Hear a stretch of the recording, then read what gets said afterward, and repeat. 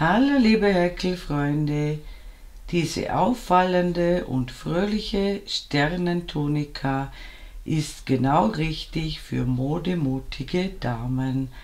Ich habe sie von oben nach unten gehäkelt und sie ist einfach und schnell gemacht und wird euch ganz sicher bewundernde Blicke einbringen. Kombiniert mit einfärbigen Hosen oder einem schönen Rock ist sie ein echter Hingucker. Ihr könnt die Tunika in verschiedenen Größen nacharbeiten. Die Maschenzahl ist zu Beginn aber für alle gleich. Ihr solltet daher möglichst ähnliches Material verwenden wie ich. Die Angaben für die verschiedenen Größen erscheinen immer dann im Video, wenn sie gebraucht werden. Ich wünsche euch wie immer viel Freude beim Nacharbeiten.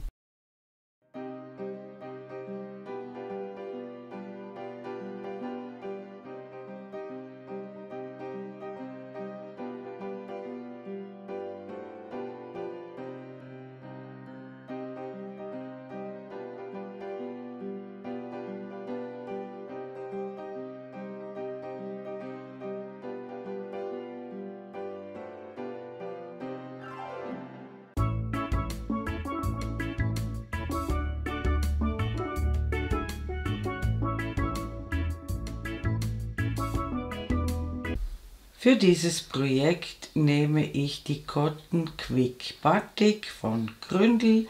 So ein Knäuel hat 100 Gramm und 260 Meter Lauflänge.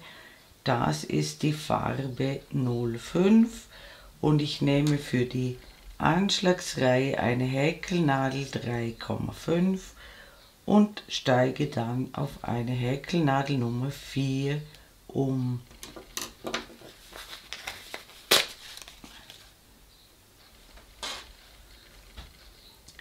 Ich beginne mit einer Anfangsschlinge,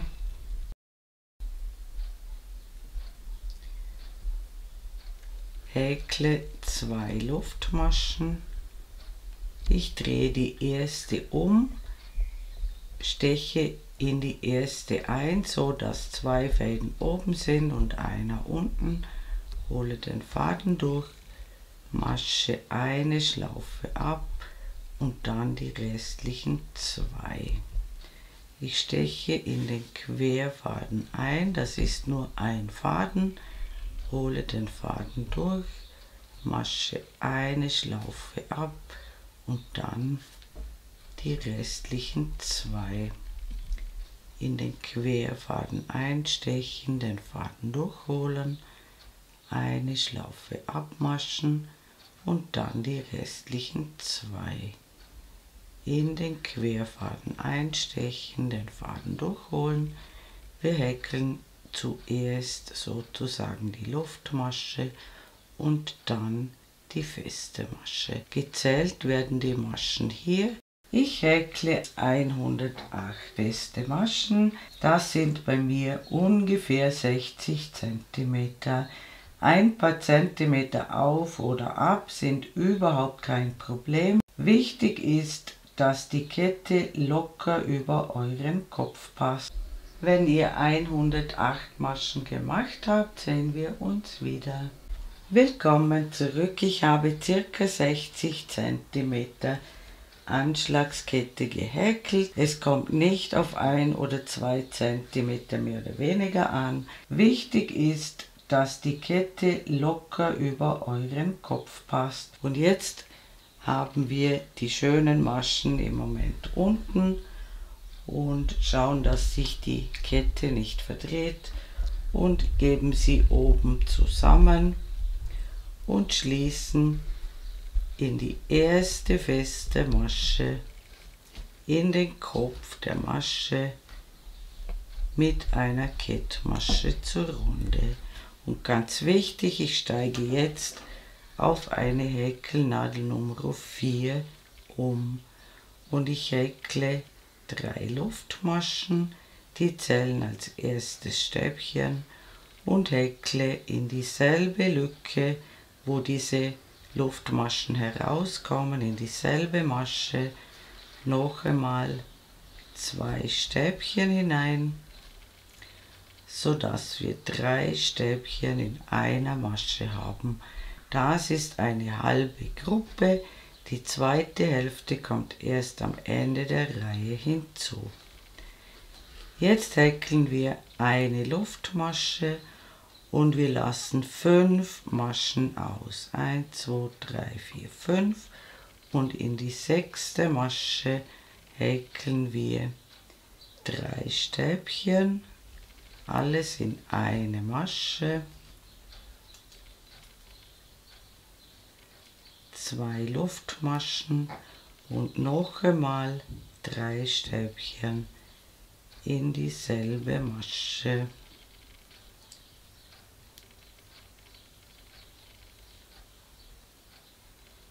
Das ist eine ganze Gruppe.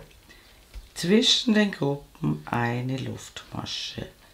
5 Maschen auslassen, 1, 2, 3, 4, 5 und in jede 6. Masche häkeln wir 3 Stäbchen,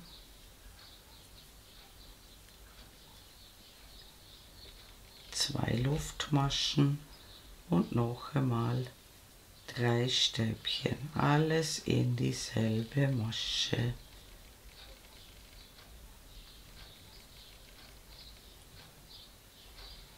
Und ganz wichtig, zwischen den Gruppen häkeln wir eine Luftmasche. 5 auslassen und in jede 6. Masche kommt so eine Gruppe, bestehend aus 3 Stäbchen, 2 Luftmaschen und noch einmal 3 Stäbchen in dieselbe Masche und zwischen den Gruppen eine Luftmasche. Das sieht so aus und das machen wir die ganze Runde so und kurz vor Rundenende sehen wir uns wieder. Willkommen zurück, ich bin beinahe mit der Runde fertig. Auch nach der letzten Gruppe häkle ich noch eine Luftmasche. Dann bleiben 5 feste Maschen übrig, das passt.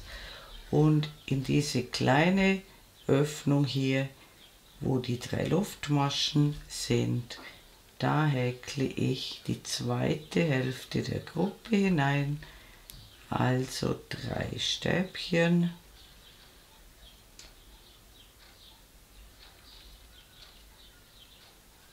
Und ich schließe die Runde mit einem halben Stäbchen in die dritte Luftmasche des Ersatzstäbchens. So erhalten wir auch hier eine ganze Gruppe und eine schöne Lücke. Und ich beginne mit 3 Luftmaschen. Die zählen wieder als Stäbchen und häkle in die Lücke noch ein zweites Stäbchen dazu. Dann häkle ich auf die folgenden beiden Stäbchen jeweils ein Stäbchen drauf, so dass wir 4 Stäbchen nebeneinander haben, 2 in der Lücke und 2 nach der Lücke. Das letzte Stäbchen bleibt frei. Wir häkeln eine Luftmasche, springen zur nächsten Gruppe hinüber und behäkeln die beiden Stäbchen vor der Lücke. Das erste bleibt frei, also 2 Stäbchen vor der Lücke, 2 Stäbchen in die Lücke,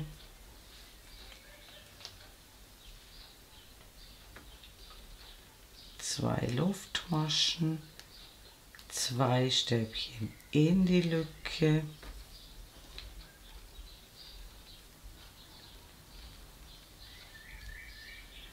und 2 Stäbchen nach der Lücke. So werden diese Mustersätzchen breiter. Zwischen den Gruppen häkeln wir eine Luftmasche, springen zur nächsten Gruppe hinüber, häkeln 2 Stäbchen vor der Lücke, 2 Stäbchen in die Lücke, 2 Luftmaschen, 2 Stäbchen in die Lücke und 2 Stäbchen nach der Lücke und immer eine Luftmasche zwischen den Gruppen. Hier kommt die zweite Hälfte wieder erst am Schluss dazu. Ich zeige es euch noch einmal. Wir springen zur nächsten Gruppe, häkeln 2 Stäbchen vor der Lücke, 2 Stäbchen in die Lücke, 2 Luftmaschen, 2 Stäbchen in die Lücke und 2 Stäbchen nach der Lücke und dann eine Luftmasche. Und das machen wir die ganze Runde so und dann sehen wir uns wieder. Willkommen zurück, ich bin beinahe rundherum gekommen. Auch nach der letzten Gruppe brauchen wir eine Luftmasche und springen zur letzten Gruppe, häkeln auch hier 2 Stäbchen vor der Lücke und 2 Stäbchen in die Lücke, da wo schon die halbe Gruppe drin ist, so dass wir auch hier wieder eine ganze Gruppe haben und wir schließen mit einem halben Stäbchen in die dritte Luftmasche. Die nächste Reihe ist eine Reihe ohne Zunahmen. Wir wechseln immer ab, wir machen immer eine Reihe mit Zunahmen, die haben wir jetzt gemacht, und dann eine Reihe ohne Zunahmen.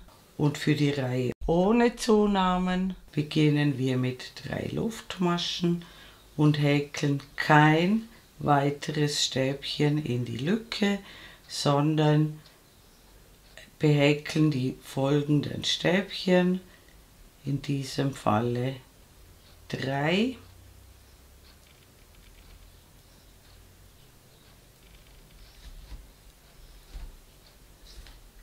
das letzte und das erste bleiben immer frei.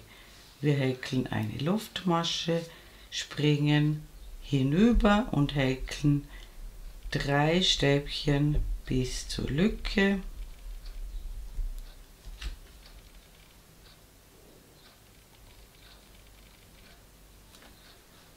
Und in die Lücke häkeln wir ein Stäbchen, 2 Luftmaschen und ein Stäbchen. Auf diese Weise bleibt diese Zahl unverändert. Wir hatten hier unten 4 Stäbchen und erhalten hier wieder 4 Stäbchen. Dann 3 Stäbchen nach der Lücke.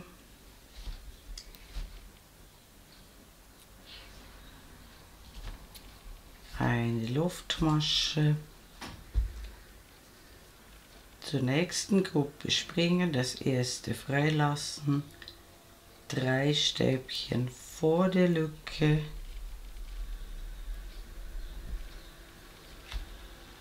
ein Stäbchen in die Lücke, 2 Luftmaschen, ein Stäbchen in die Lücke, 3 Stäbchen nach der Lücke,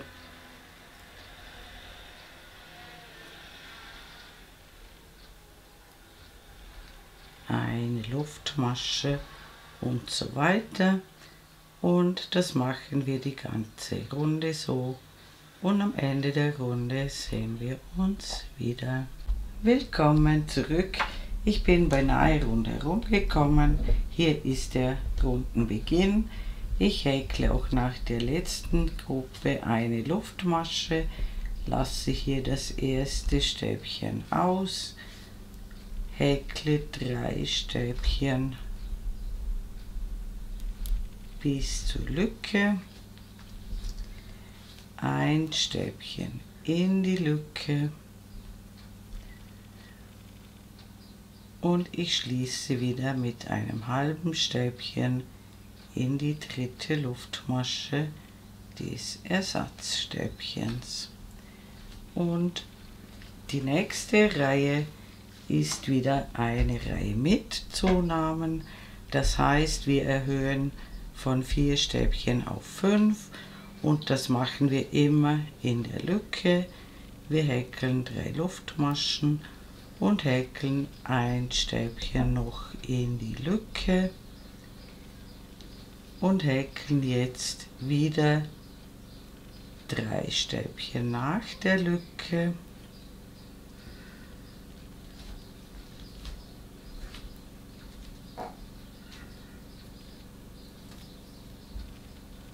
und wir haben jetzt auf jeder Seite dann 5 Stäbchen. Die Luftmasche bleibt immer gleich. Das erste lassen wir frei, häkeln 3 Stäbchen vor der Lücke, 2 Stäbchen in die Lücke, 2 Luftmaschen, 2 Stäbchen in die Lücke,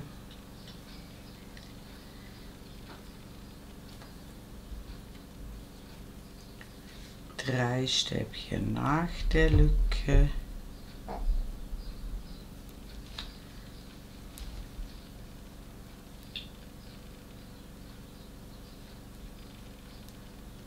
und wir haben auf beiden Seiten 5 Stäbchen. Eine Luftmasche, 3 Stäbchen vor der Lücke,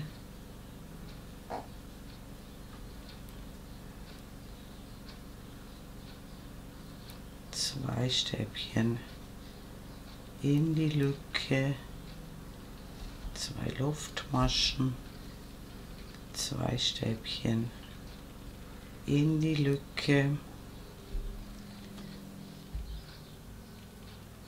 und 3 Stäbchen nach der Lücke.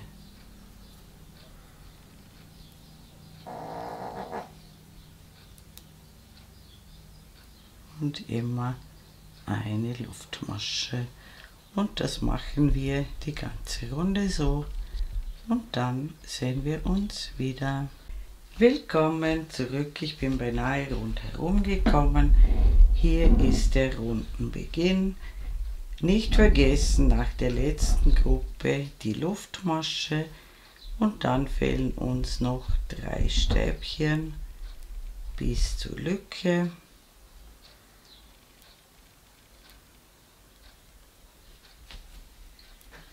Zwei Stäbchen in die Lücke und wir schließen mit einem halben Stäbchen in die dritte Luftmasche des Ersatzstäbchens. Jetzt folgt wieder eine Runde ohne Zunahmen. Ich zeige euch beide Runden noch einmal. Jetzt folgt die ohne Zunahmen. Die beginnt nur mit 3 Luftmaschen und keinem weiteren Stäbchen in die Lücke. Und jetzt haben wir nach der Lücke 4 Stäbchen,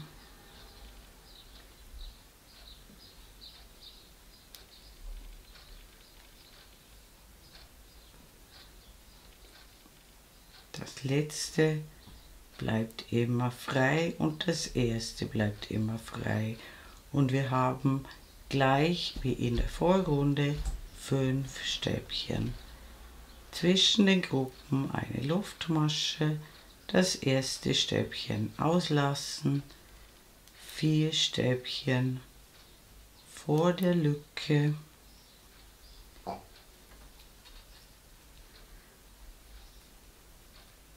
ein Stäbchen in die Lücke,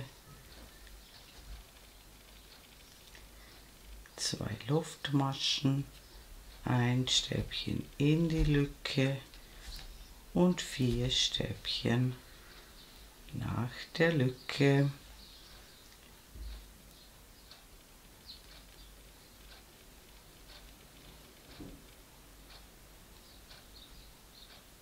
Und wir haben auf beiden Seiten 5 Stäbchen. Und nicht vergessen, zwischen den Gruppen immer eine Luftmasche. Und das machen wir die ganze Runde so. Und dann sehen wir uns wieder. Willkommen zurück, ich bin wieder rundherum gekommen.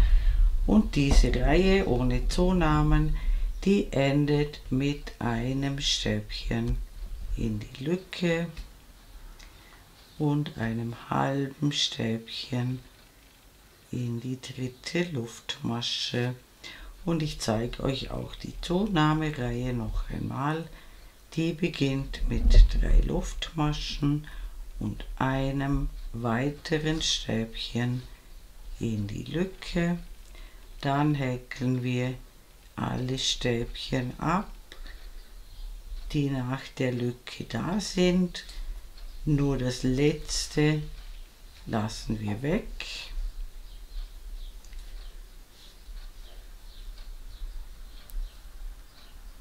Und wir haben jetzt 2, 4, 6 Stäbchen, zwischen den Gruppen eine Luftmasche, das erste Stäbchen freilassen, alle Stäbchen abhäkeln, die vorhanden sind, bis zur Lücke.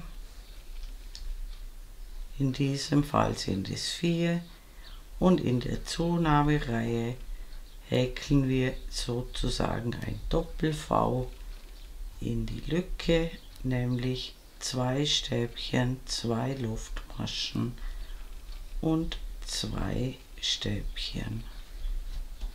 Und dann alle Stäbchen wieder abhäkeln, bis auf das letzte. Das lassen wir immer frei.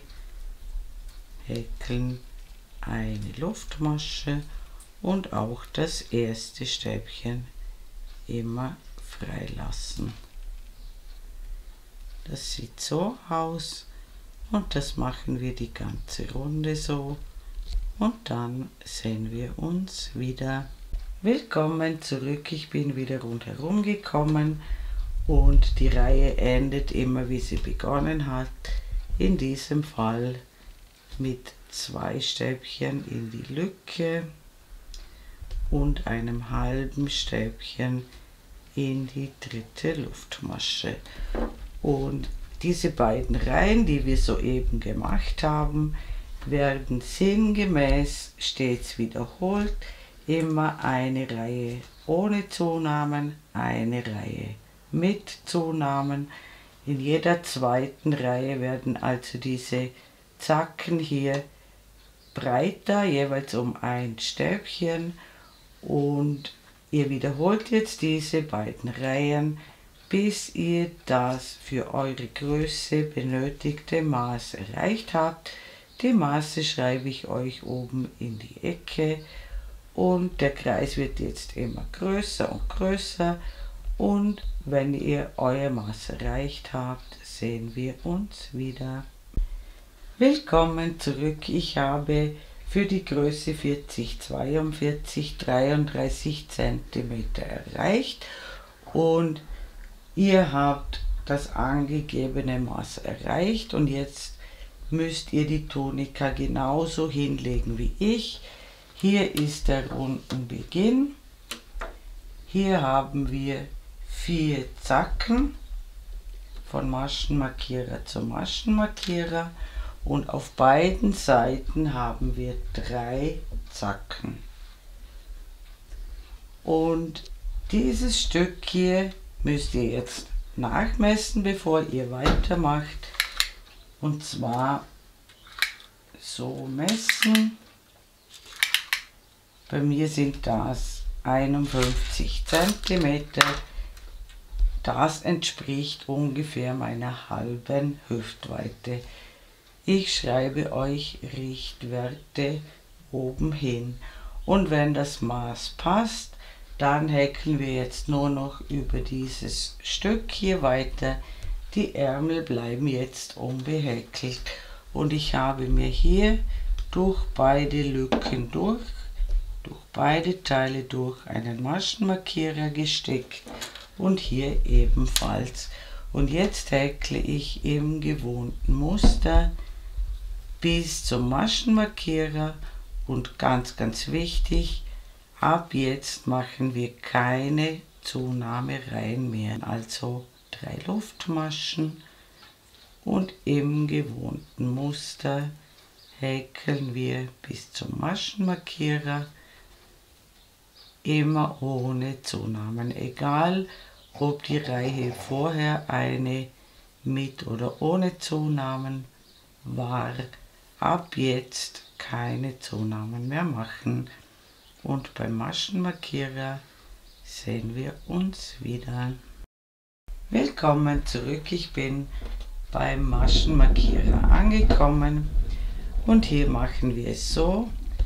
In die Lücke häkle ich noch ein Stäbchen, dann 2 Luftmaschen und springe zum hinteren Teil hinüber und häkle wieder in die Lücke ein Stäbchen, drehe mir das Ganze um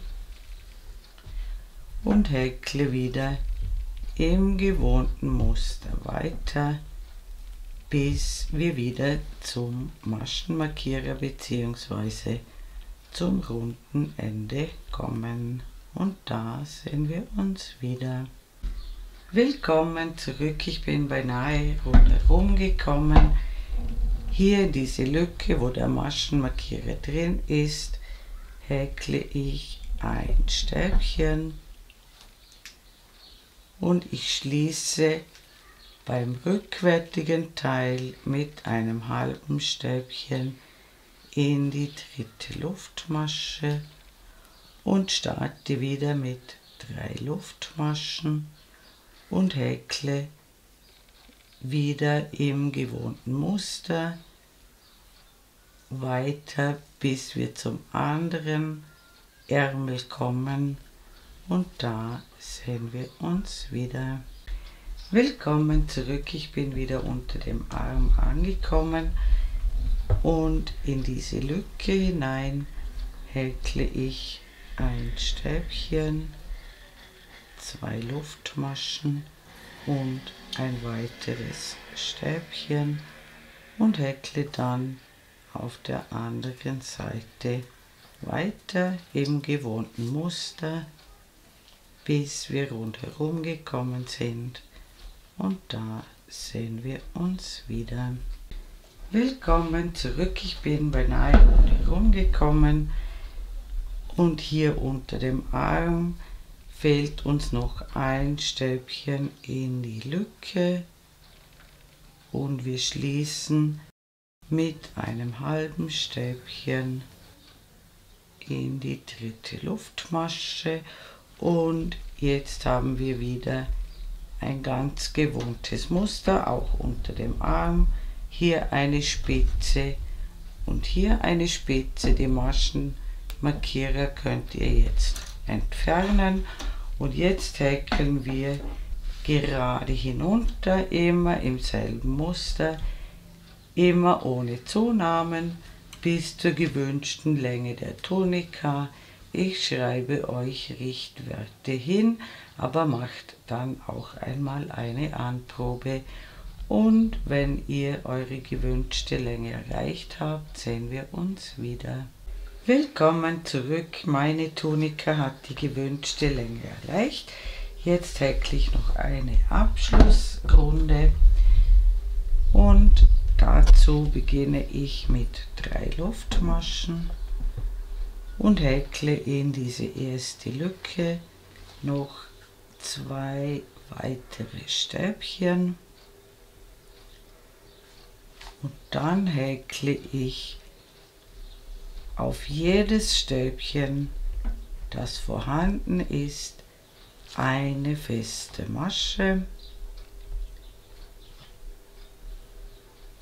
bis wir zum tiefsten Punkt kommen, lauter feste Maschen, und beim tiefsten Punkt sehen wir uns wieder. Willkommen zurück, ich habe lauter feste Maschen gemacht und zwar bis hin zur Lücke, also auch auf das allerletzte Stäbchen vor der Lücke. Dann häkle ich eine feste Masche in die Lücke und häkle wieder auf jedes Stäbchen, das vorhanden ist, eine feste Masche, bis wir wieder zur Spitze kommen, und da sehen wir uns wieder. Willkommen zurück, ich habe bis zur Lücke hin feste Maschen gehäkelt und in die Spitze häkle ich 5 Stäbchen. 1, 2, 3, 4, 5 und dann wieder lauter feste Maschen bis ins Tal hinunter, und da sehen wir uns wieder. Willkommen zurück, ich bin wieder beim tiefsten Punkt angekommen, bis zur Lücke hinhäkeln, eine feste Masche in die Lücke, dann wieder auf dem ersten Stäbchen beginnen und bis zur Spitze lauter feste Maschen häkeln, und an der Spitze sehen wir uns wieder. Willkommen zurück, auch hier habe ich bis zur Lücke hingehäkelt, häkle wieder 5 Stäbchen in die Lücke,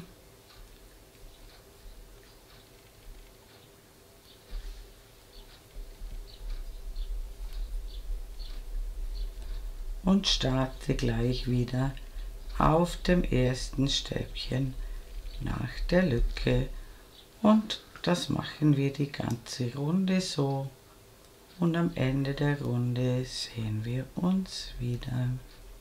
Willkommen zurück, ich bin rundherum gekommen. Am Anfang haben wir 3 Stäbchen gemacht, das heißt, wir brauchen noch 2. Die häkeln wir jetzt in diese letzte Lücke, und dann schließe ich mit einer Kettmasche in die dritte Luftmasche des Ersatzstäbchens, häkle noch eine Luftmasche, schneide den Faden ab und ziehe ihn fest, und jetzt werde ich die Tunika umdrehen, sodass die schöne Seite innen ist, und dann sehen wir uns wieder. Willkommen zurück, ich habe die Tunika umgedreht, die weniger schöne Seite ist jetzt außen, und hier ist der Ärmel, und dieses Stück hier vom Bund weg bis zum nächsten Tal sozusagen, dieses Stück häkeln wir jetzt zusammen. Und dazu schaut ihr, dass diese Stäbchenreihe hier ganz genau aufeinander passt, und diese Lücke und diese Lücke, und hier steche ich ein, möglichst nah beim Bund, hole den Faden durch,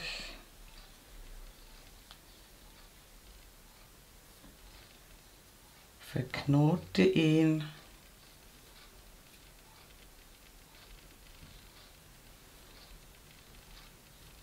steche noch einmal in dieselbe Lücke ein, durch beide Teile durch, hole den Faden durch, häkle eine Luftmasche, und dann steche ich noch einmal in dieselbe Lücke ein, durch beide Teile durch, hole den Faden durch und häkle eine feste Masche. Dann häkle ich hier um das Randstäbchen herum noch einmal eine feste Masche, dann eine in die Lücke und dann häkle ich Stäbchen für Stäbchen mit festen Maschen zusammen, bis wir bei der nächsten Lücke ankommen und da sehen wir uns wieder. Willkommen zurück, ich bin bei der Lücke angekommen. In die Lücke häkle ich noch eine feste Masche und dann stecke ich den Knäuel hier durch, drehe die Tunika wieder auf die schöne Seite um und wenn ihr das gemacht habt, sehen wir uns wieder. Willkommen zurück, ich habe die Tunika wieder auf die schöne Seite umgedreht.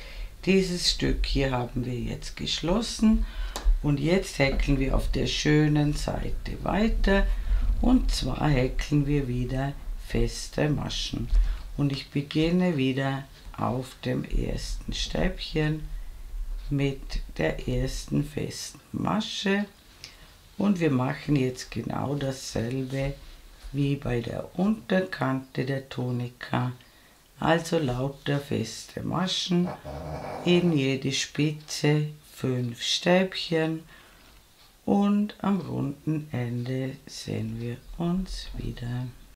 Willkommen zurück, ich bin rundherum gekommen und ich schließe hier unter dem Arm mit einer Kettmasche in den Kopf der ersten festen Masche, häkle noch eine Luftmasche, schneide den Faden ab, ziehe ihn heraus und ziehe ihn fest und für die zweite Seite dreht ihr euch die Tunika wieder um, schließt wieder zunächst diese Seitennaht, dreht die Tunika noch einmal um und häkelt genauso wie hier die Abschlusskante und wenn ihr das gemacht habt, sehen wir uns wieder. Willkommen zurück, ich habe auch die zweite Seite beendet und jetzt mache ich um den Halsausschnitt herum noch eine Reihe feste Maschen zunächst einmal. Dazu schlinge ich irgendwo neu an, hole den Faden durch, verknote ihn, steche noch einmal in dieselbe Öffnung ein, hole den Faden durch, häkle eine Luftmasche und in dieselbe Einstichstelle eine feste Masche und den Faden könnt ihr gleich mit einhäkeln.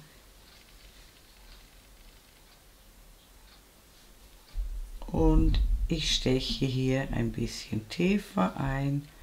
Ihr müsst nicht einzelne Fäden erwischen, ein bisschen tiefer einstechen und in jede vorhandene Einstichstelle eine feste Masche häkeln. Die Fäden mit einhäkeln, diesen und den Anfangsfaden.